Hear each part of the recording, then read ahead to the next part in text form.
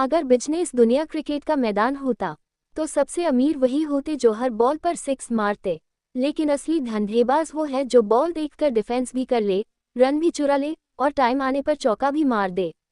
बस दोस्तों, यही गेम है धंधों इन्वेस्टिंग का, कम रिस्क बड़ा फायदा। हेलो दोस्तों, मैं समरीवाली आप सभी का दिल से स्वागत करती हूँ।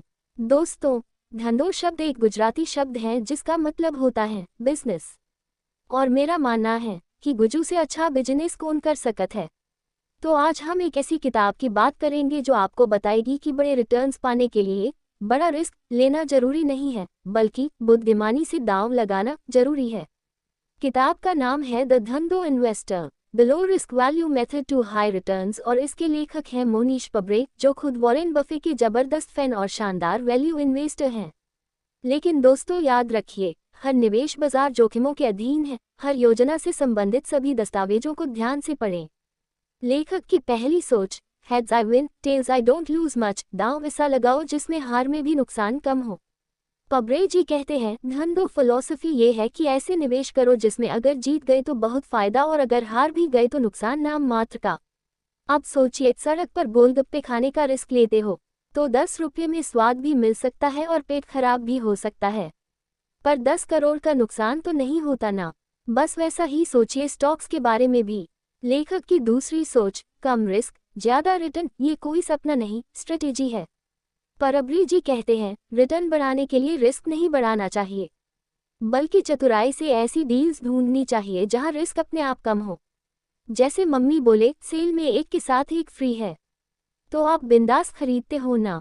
वैसे ही स्टॉक्स भी सेल में खरीदने चाहिए जब सब बेच रहे हों। लेखक की तीसरी सोच, दूसरों के डर का फायदा उठाओ, जब सब डर रहे हों तब खरीदो। मार्केट गिर रहा हो, लोग चीख रहे हों, वही समय है असली धंधों करने का। बीवी बोले, अभी शेयर खरीदने का टाइम है। पति बोले, अभी नहीं खरीदा तो फिर चाय की दुकान खोलनी पड़ेगी। डर से नहीं, लॉजिक से फैसले करो। लेखक की चौथी सोच, साधारण बिजनेस, साधारण लोग, असाधारण मुनाफा। पब्रे जी कहते हैं, जटिल बिजनेस में हाथ मत डालो जहां सीईओ को समझने में ही एमबीए करना पड़े। सीधे सरल बिजनेस चुनो जिन्हें बच्चा भी समझ सके।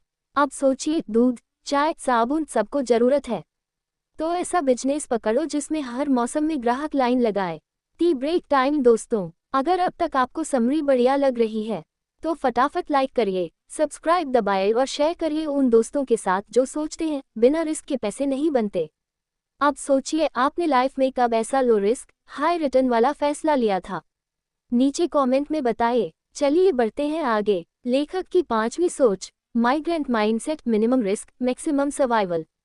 पब्रे समझाते हैं कि जो माइग्रेंट बिजनेसमैन होते हैं, जैसे पटेल मोटर वाले, वो कम पैसे से बड़ा बिजनेस बनाते हैं क्योंकि उनका हर कदम सोच समझकर होता है।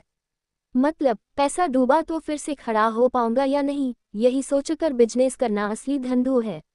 लेखक की छठी सोच, कॉपी करो, इन्वेंट नहीं। पब्रे जी बोलते हैं, दुनिया में सब कुछ खुद इन्वेंट करने की जरूरत नहीं है। जो मॉडल सफल हो चुका है उसे समझो और अपना लो। जैसे कॉलेज के प्रोजेक्ट में टॉपर का असाइनमेंट थोड़ा मोड़ मरोड़ के सबमिट करते थे, वैसे ही बिजनेस और इन्वेस्टमेंट में सफल फॉर्मूला उठाओ और थोड़ा सुधार कर अपना बनाओ। लेखक की सातवीं सोच, इंतजार करने का आज सीखो। धंधो इन्वेस्टिंग का मतलब है सही मौके का इंतजार करना, हर जगह हाथ नहीं मारना। आप क्रिकेट में भी हर बॉल पर छक्का नहीं मारते ना, सही बॉल का इंतजार करो फिर बल्ला घुमाओ। निष्कर्ष, असली धंधेबाज वो है जो कम रिस्क में भी धूम मचाए। द धंधो इन्वेस्टर हमें सिखाती है कि सही मौके पहचानो, रिस्क का मैनेजमेंट करो और धैर्य के साथ अपने पैसों को काम पर लगाओ, क्योंकि असली अमीरी रोज रोज हाथ पांव मारने से नहीं, सोच समझकर लगाए गए धंधे से आती है। अब आप बताएं, आपको इस धंधो फिलॉसफी में सबसे सही क्या लगा?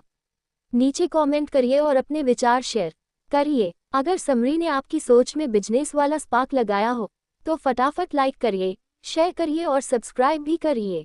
अगली समरी में फिर मिलेंगे नए धंधों के नए फंडे लेकर। और हाँ दोस्तों, ये तो सिर्फ एक छोटा सा ट्रेलर था।